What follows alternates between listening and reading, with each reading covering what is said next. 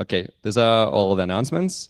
Now I'd like to introduce Dr. Emily Mayhew from Imperial College, and she will talk about the Battle of Mosul. Yeah, what does it mean to live in a post-Geneva Convention world? Thank you. Can you hear me? Oh, cool, that's working. And I haven't got a PowerPoint, so I should get a gold star for that.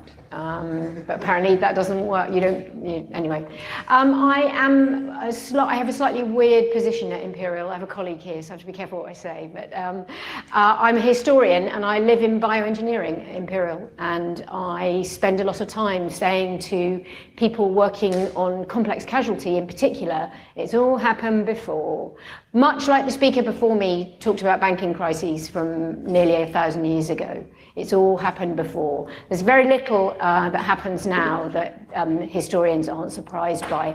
I, for instance, think the internet is a marvelous thing, but it hasn't yet achieved the power and impact that the Catholic Church had. And I'm delighted that the previous speaker supported me in that. I'm going to talk about something really depressing now, but thank you very much for coming. I'm going to talk about what we tend to know. Well, I don't know how many of you, well, nobody did O-levels. I'm the only person in the room that did O-levels. If you did a history GCSE, one of the things that you will have noticed, or you may not have noticed, is that if you study war in the 20th century, the battles all have names and the battles all have dates. So you kind of know that the Battle of the Somme took place in 1916. You might have a sense of 1914 to 18 is the First World War. 1939 to 45 is the Second World War.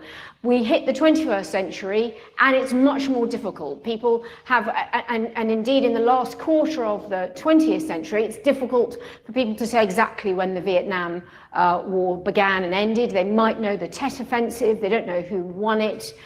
Wars have become a much less specific thing. We tend not to know their name, and we tend not to know their dates. I'm not going to complain about that necessarily, but I would like to add one more name and date to the canon of wars that you have in your head, and that is the Battle of Mosul.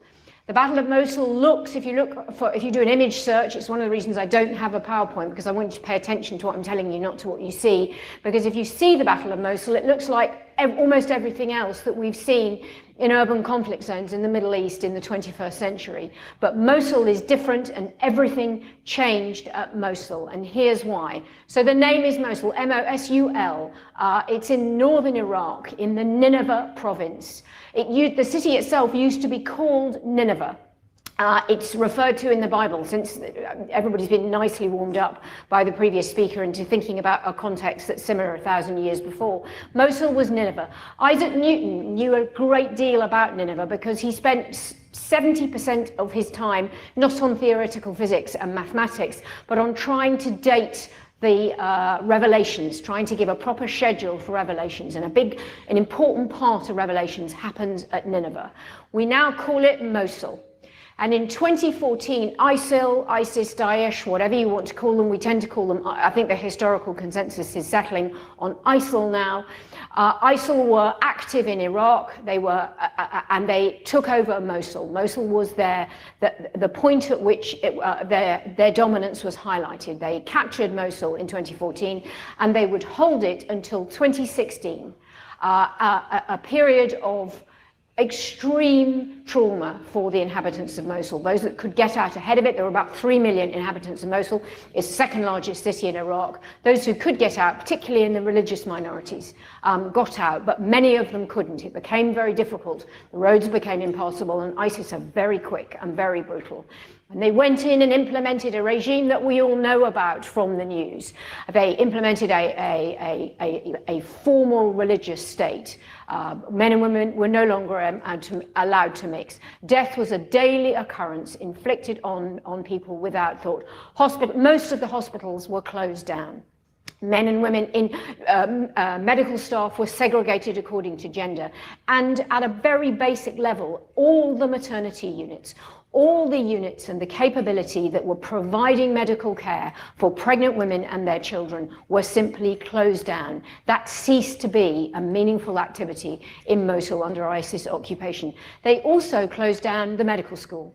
The medical students who were in Mosul, it had a big medical school. Iraq has an old and a very advanced network of medical schools, either fled.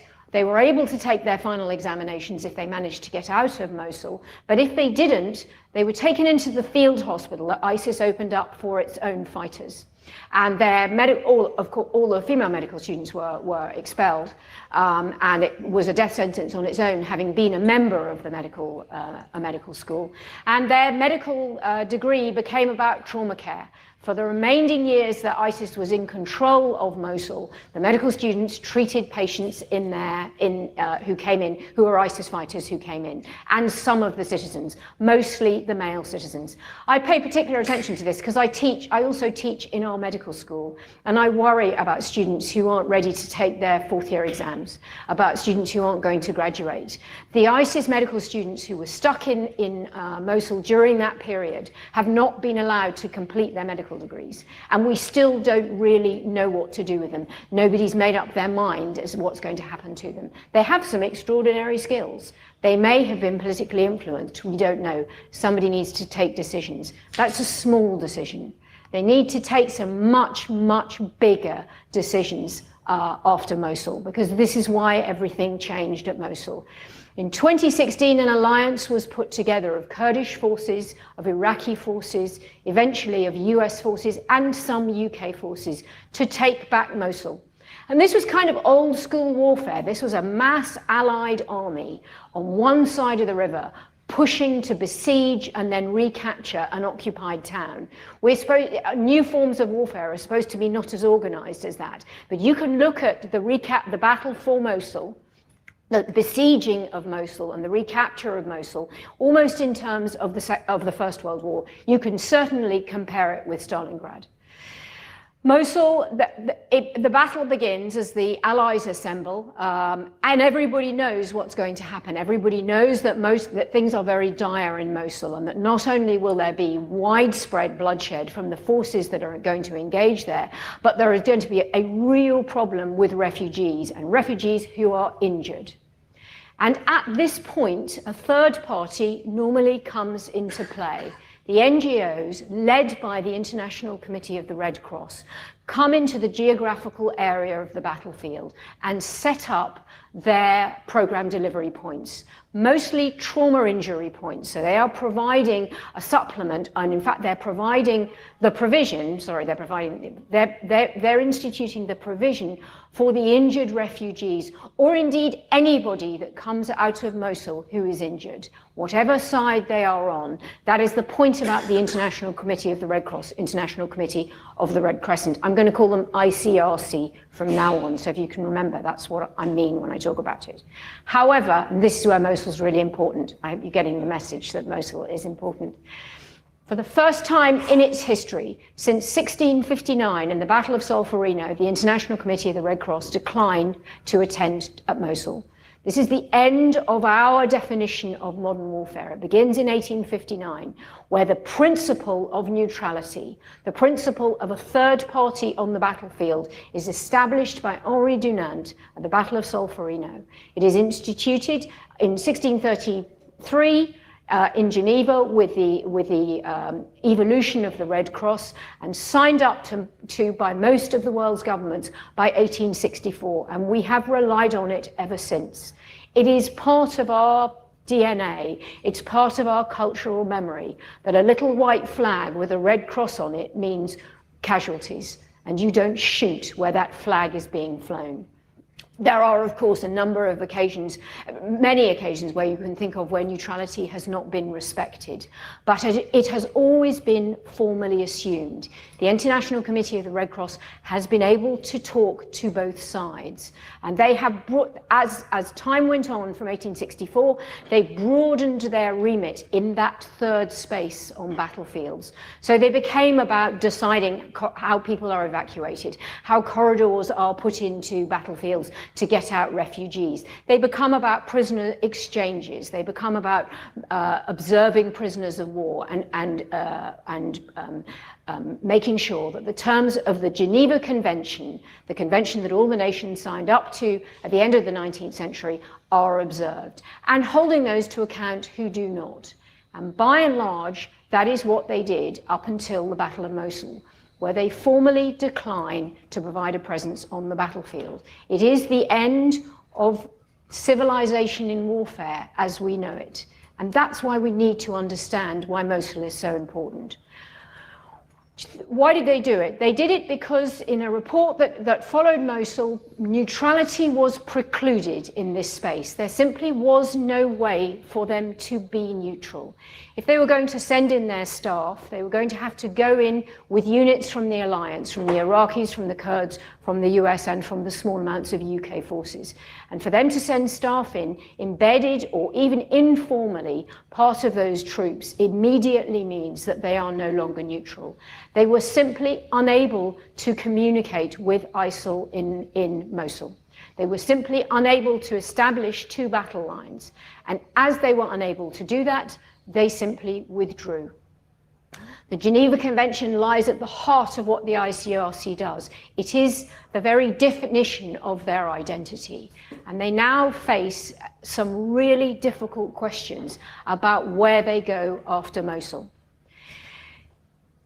What happened at Mosul? There was what is now termed the provider of last resort. The WHO was going to be there anyway. The difference between the Icrc and the WHO, in very simplistic terms, I'm a historian, I keep things very simple because I take a really long view. The WHO does primary health care and epidemics. It does diseases. They've inoculated 60,000 children in Rohingya camps against diphtheria, preventing an enormous disease catastrophe there. Diseases, communicable diseases, is the WHO's gig.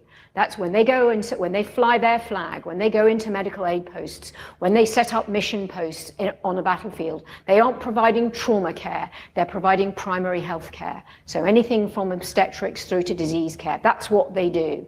Epidemiology, as we say in the medical school. The Icrc, MSF, a variety of other organizations, but in particular the Icrc, do trauma care, they do wound care, except they weren't at Mosul. So the WHO were designated the provider of last resort and asked to find a solution rapidly as the coalition advanced to take the city. And the crisis that everyone had anticipated was revealed in all its brutal and bloody glory. Nobody had overestimated the horror of Mosul. It was all exactly as they said it was going to be. The WHO don't have trauma capability, and so they provided what they could, they sent the staff that they could, and for the first time, they drew on what I call, and it's not a very good term, so I need to do it better, the for-profit non-profits. There are non-profit humanitarian organizations that do that stuff for money. They are profitable non-profits. Mainly, they've been created to go in after natural disasters, and in particular, their creation of these organizations was stimulated by the tsunami in Indonesia and by the earthquake in Nepal. And the WHO looks at the range of for-profit, non-profit, commercial humanitarian organizations on offer, and they call in three particular organizations. These organizations do okay. I'll talk a little bit about, I'm doing okay. But they make things even more complicated. There are three of them. The one that I know best is an organization called NYC Medics. They've all got really, really good websites. Please go and look at them. They're very clear and very cool, and they spell out what they do. But remember, they are a for-profit, non-profit. NYC Medics, I have a bias to NYC Medics because I have a great friend who works for NYC Medics. They tend to be ex-military, trained paramedics, and firemen. My friend came back from Baghdad, dropped over in London. I had a quick chat with him about his experiences at Mosul. And then he took up his new post in California 2 months ago. So he's been really busy and not replying to emails very much. He has an interesting out-of-office email, which says that I'm fighting fires in California, and I don't know when I'll be able to look at these emails again. He's a trained paramedic, and he went with NYC Medics to Mosul. They have a strapline. I think it's when the world hurts, we're there. The second organization is an Australian organization called Aspen Medical. They're not from Aspen, they're from Australia, which would have been helpful if they were, but there may be an Aspen in Australia. I think there probably is. They primarily provide obstetric care, care for prenatal and neonatal care. So they go as a response to pregnancy and the healthcare needs of very small infants. And they were called in because the emergency in Mosul for the women who just had babies was understood. And the third one, and this is where it gets really complicated, is another US organization called Samaritan's Purse. And they are a really effective medical organization, but they are also evangelical. If you are taken to their medical units, they will tend to your wounds, but they will also preach the Christian gospel. And in a reasonable and reasoned manner. But we are talking about Mosul, and we are talking about layers of complication that nobody saw coming. At the end of the Battle of Mosul, a really great organization in Baltimore, the Bloomberg Center in Johns Hopkins, it's called the Center for Humanitarian Health, knew that this was complicated and problematic. And they went straight out and they did a report. And they tried to examine, firstly, how successful this response, this cobbled together response had been, and what the meaning of the Icrc formally declining for the first time to be in the geographical area of a battle zone would really mean.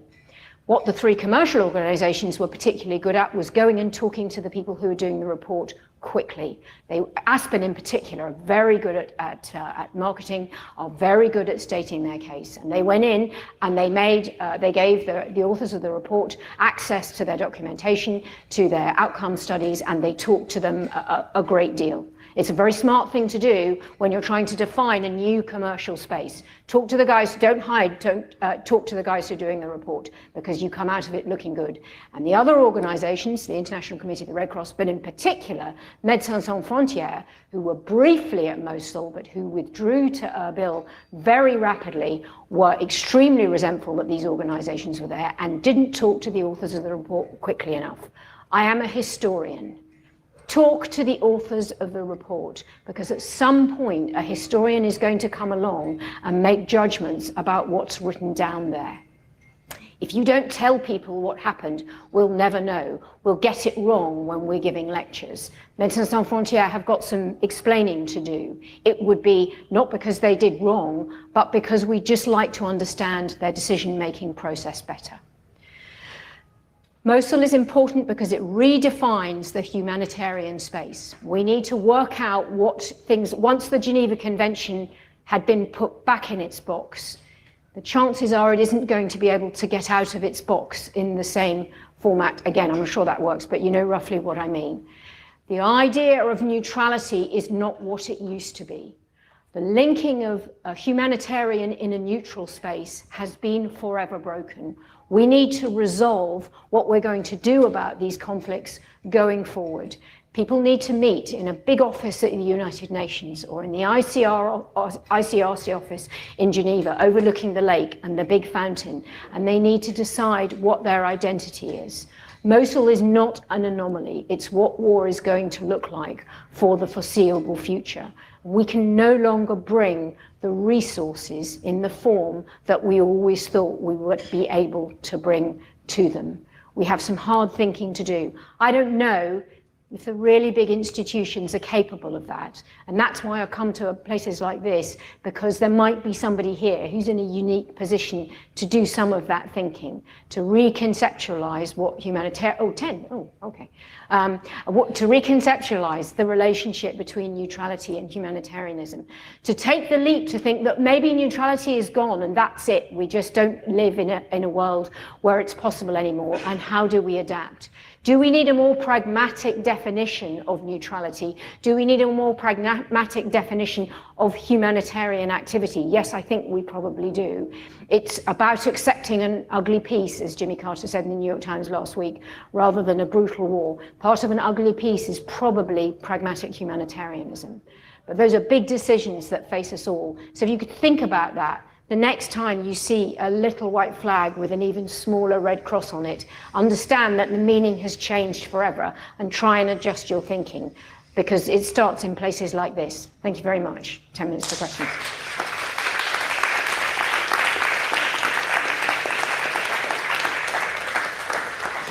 Would anybody have any questions for Emily? Thank you. It's maybe a dumb question, but There are no dumb questions in this space. There's been a lot of wars at the second half of the 20th century against pretty radical people. What makes Mosul so different? Why suddenly neutrality has changed? Could you tell us more about the why? Because there is this formal declaration by the RC that they're not coming. They were at... I don't know, and I don't quite understand the decision-making process, because, again, why was that different from some of the stuff that was going on earlier in Iraq and earlier on in Syria? Why there was a tipping point at Mosul is something that we don't understand. And again, I'd like to understand this, because I think the ICRC being able to understand their own process is going to lead to their own solution. But it literally is this, although informally they have withdrawn from other places, they are formally active, almost at that point they were formally active in war zones all over the world. But Mosul it's not just a tipping point, it is a formal declaration. And to go that far without being able to provide an alternative, without saying we will be there in a different form, but actually not to be there. I mean, they are there further back. Obviously, there are huge ICRC program delivery points in the refugee camp network, because 1 million people would leave Mosul. It would be 1 million. But for them to formally say we won't be on the battlefield, that's the tipping point. That I focus on that because I'm a historian, because I want people to remember this one change. So I've identified, in a way, this is kind of my marketing. I've identified this as the Battle of Mosul, 2016, the end of modern humanitarian engagement with warfare as we know it, as a point to make people understand this. Otherwise, it's too blurred. It's big urban conflict zones in the Middle East that nobody understands the difference. But Mosul is formal. That's the difference. Practically, not much difference, but formal, everything. Yes, question. Sorry. Sorry. So my question was more about the role of organizations like the Red Cross going in, because I know with humanitarian aid, for example, it sometimes prolongs conflict. So as a historian, it would be interesting, have there been cases where the kind of having someone like Red prolongs, and like there's speculation that it could have ended sooner if there was, do you know what I mean? Even by taking a neutral stance, the outcome is not neutral. No, and the idea, there is this concept of neutrality, which is, it's a bit like a medieval chivalry. We think of knights in armor and ladies with handkerchiefs, and in some way that this makes war more palatable. We have this ideal of neutrality that's really very difficult to achieve. So in the Second World War, for instance, the ICRC were able to get full access to Allied prisoners of war in German/Nazi prisoners of war camps. And they delivered reports on a daily basis. They, of course, were not able to get access to concentration camps because those are not military. That's not a military facility. They weren't able to get access in Japan. They file reports saying, once again, we have requested through the Japanese embassy that we get access to these camps, and once again, it has been denied. So we don't know what's going on there. So there is an idea of perfect neutrality that no one has indeed ever achieved. I think it's a more complex case to make that they've ever prolonged wars, but there's always been this very clear ideal of neutrality that's at their heart. That's what they're aiming for. It always helps to have an ideal to aim for, and that there are going to be these 3 tracks along which war goes: one side, the other side, and the neutral parties in the middle. So we should always assume that there has never been such a thing as perfect neutrality, but what there is now is no ideal of neutrality. And what do we do when we live in a world where we have to set aside a big ideal? That is almost a philosophy question, but it's certainly an institutional question. It's an ethics question. It's a medical question. The ICRC is the person who picks up the people who fall in no man's land, no matter what uniform they're wearing, man, woman, or child, and treat them, no questions asked, and then send them on. And that has been fatally compromised. Does that make sense? Okay, cool. Sorry. The impression you gave in what you said was that I have to not go past the speakers. That's fine. That's okay. Yeah, cool. The impression I got from what you said was that the ICRC felt it had to withdraw because it would only be able to go and be in that space if it was embedded in the Allied forces. Yes. why was the ICRC not able to open a dialogue with Daesh, ISIL, ISIS, whatever you're going to call them? And in fact, it's not really the Red Cross who ought to have been in the lead, it's the Red Crescent. What is the issue? What was ISIL's problem with ICRC? So I'm using ICRC in the Red Cross, Red Crescent sense. I appreciate absolutely. that. So just to lump it all together. But you've switched to Red Cross yes, as well. Yes, sorry. Yeah. So but it really matters in this case, doesn't it? No, I don't think so. I think if there was a Red Crescent person here, they will tell you there was no speaking to ISIL. There was a kind of command structure, right? But it was certainly not one that was developed enough where you could go in a form that Red Cross, ICRC, were able to institute their mission delivery points as they had done in previous conflicts. It's a different case in Syria because you can talk to some of both sides, you can't talk to all of them. But the bottom line is you can't talk to ISIL. There was no talking to ISIL. Talk to ICRC. I'm not sure you can even say it was that. You can even say it that clearly. There was no point at which you could say this is the command point. This is the tip of where, if we have a conversation with these people in Mosul, this will spread along the entire ISIL command structure. It was simply not that formal. But is the issue the ideological one of the caliphate saying, we fundamentally reject anything that isn't part of the caliphate and we're not playing? Nothing as coherent as that. Right. We've never had a conversation that coherent with them. The notion of embedded. Yeah. Yes. If you're embedded with one side, you can't talk to the other. Absolutely. Yeah, no. yeah. Absolutely. Exactly. Be embedded or not be that, which is an issue, which is not an issue for the other organizations because they don't have this principle of neutrality. It's almost an identity issue. It's not almost an identity issue. It is an identity issue. Whether you're talking to ISIL or whoever they are, whoever that grouping is, it's simply not possible to talk to them in the same way that we've always been able to do. It's easier to talk to the Taliban. The Taliban you can talk to, but I'm not sure how hugely comfortable I am this going on the internet, actually. But we can talk about that later. But no, it's as if you're going somewhere to speak French and they're doing a mime. It's not even a different language. It's an entirely different context. Thank you very much for the questions. Unfortunately, the time is up for this talk. Sorry. But Dr. Emily Mayhew will be at the bar, just behind the stand. Till 7 o'clock. And she'll be there for the next 20 minutes. Yeah, we'll not interrupt the crappy robots. Yeah, thank you very much.